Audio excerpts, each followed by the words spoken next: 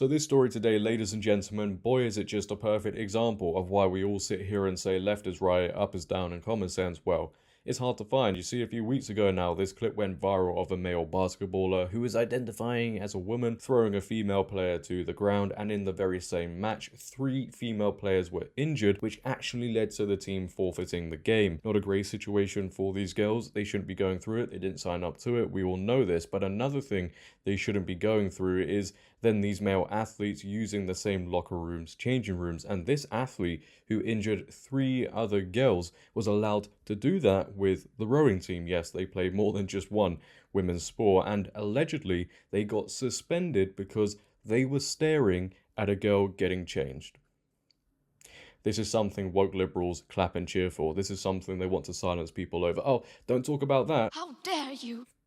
Now, before I get into it and discuss this any further, if you could, make sure to leave a like rating. If you're new, hit that subscribe button, turn on bell notifications so you never miss a video, comment on this video, share this video, follow my socials down below, and let's carry on with this madness. A bearded, 6-foot-tall trans athlete who knocked down rival during basketball game was suspended from female rowing team for leering at topless girl in changing room. A transgender school athlete who was filmed knocking down a rival player played 5 other female sports and was allegedly suspended from a rowing team for leering at a girl's bare in the changing rooms. What the f? The same student, who is age 17 or 18, not only competed in girls basketball but in rowing, volleyball, hurdle, shot put and taekwondo, according to a report from Australian magazine Quillette. So one sport ain't enough. They've got to go into that one there, this one over here, that one there, because, well, society allows it. Before the video of the game drew national outrage, the student sporting a stubbled beard was featured in a volleyball promotion for an all-star game on November 9th. His rowing activities made teammates so uncomfortable he was suspended and kicked off the team, according to a report to the US Senate. The student competed for a private rowing club in Massachusetts in 2021 to 2022 before an alleged direct case of harassment in his team's changing rooms. The March 20th report to the Senate Health, Education, Labor and Pensions Committee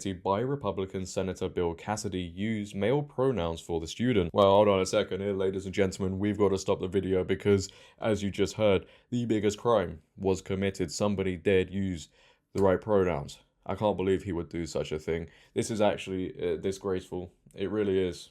The male athlete was caught staring openly at one of the female athletes while she changed her clothes in the women's locker room and remarked, "Oh," it read. When a female athlete nearby asked if it was the first time he had seen female, the male responded, yeah, with a laugh. The male athlete was suspended for this incident. The report also claimed he caused many issues for the female athletes on the team and they avoided using the locker room because of him. The US Center for Safe Sport intervened after the incident and the transgender athlete never rowed for the male or female teams again. Hey, look, man, when society wants to constantly put the individual truth ahead of everything else and validate how somebody feels in this case, and we were always told society has to be tolerant of everything, well, when you stand for everything you actually stand for nothing. But with these things you are always going to get stories like this. You are always going to get cases of guys going into women's locker rooms, changing rooms, and making them feel uncomfortable. They were staring at them. Look, it's just crazy. It shouldn't be happening. And I imagine, just like the Lia Thomas situation, these girls weren't asked, hey, look, are you okay with this guy coming into your locker room? Because I imagine some of them, if not most of them, would oppose it. But then that would be an act of discrimination as well, wouldn't it? Because how dare you suggest that this isn't actually a woman? And due to this guy's behavior, the girls felt so uncomfortable, they avoided the locker room altogether. One locker room disrupted, made to feel, I don't know, uneasy because one individual has to have their feelings reaffirmed and they have to be validated ahead of everything else and all the girls. And you know what? Even though all of this went on, woke liberals out there would still be upset that they were suspended. They'd probably blame the girls for getting this guy suspended. A letter to US Rowing from 15 parents of the club's 40 female competitors in further claim the girls were intimidated into silence. Our daughters have stayed quiet because they are afraid. We tried to speak up for them and we were shut down, the letter read. We tried to speak to leadership at all levels, but name calling and the threat of mental health is being used as emotional blackmail to keep us all quiet while women are harmed and devalued. And this is what people will do, and you see it all the time on social media, in the mainstream media. They try to emotionally guilt trip people into allowing XYZ to happen. Oh, please consider this person's mental health. If you don't allow them to go into the locker room, the changing room, their mental health could be affected, even though it could be an uncomfortable situation for you.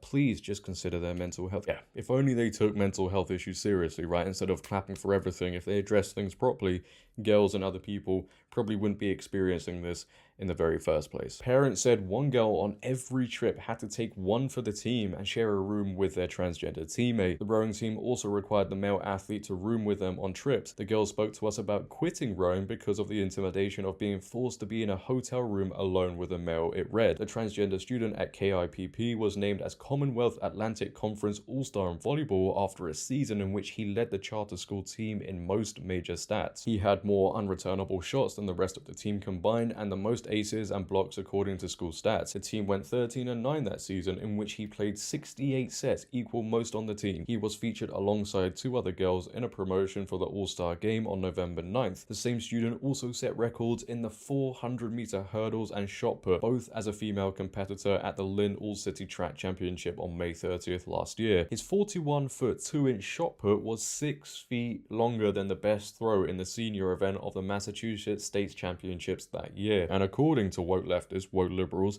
the biological advantage, well, it doesn't exist. Actually, this whole issue doesn't exist, and the issue of men going into female locker rooms, changing rooms, making them feel uncomfortable doesn't exist either. You know, this story is just a complete fabrication.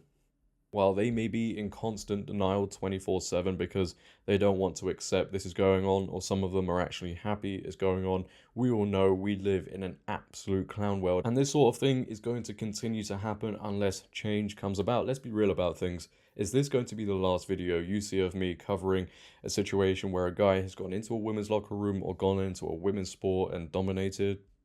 No. We need people to stand up for the truth. We need, the coaches, fathers, especially standing up for their daughters, mothers, the players to stand up for all, boycott things, because clearly this just isn't about, accepting everybody for who they are any longer. I think we've moved past that. This is all about, getting rid of truth, reality, common sense, and as a result, as we're seeing, a lot of women are being affected by this, safe spaces, sports, and it affects men as well. And you won't see the mainstream media report on this. You never see them report on these stories because it would disrupt the narrative, but they'll be ready to report on somebody getting misgendered and feeling uncomfortable about it. But when it comes to these things, oh no, we can't talk about that one. So then it is left to people like me and you and others on social media to raise awareness on these stories. And the more awareness raised, the better. Everybody has to continue speaking about this because it's just getting way out of hand at this point. I mean, people could say it's been out of hand for a very long time, but these stories just get crazier every time one comes about. You think you've read it all with one, the next one comes about and you're like, what? But then again, all what I've said in this video is just bigotry of the highest level. What do I or what does anybody else know, right? Yeah.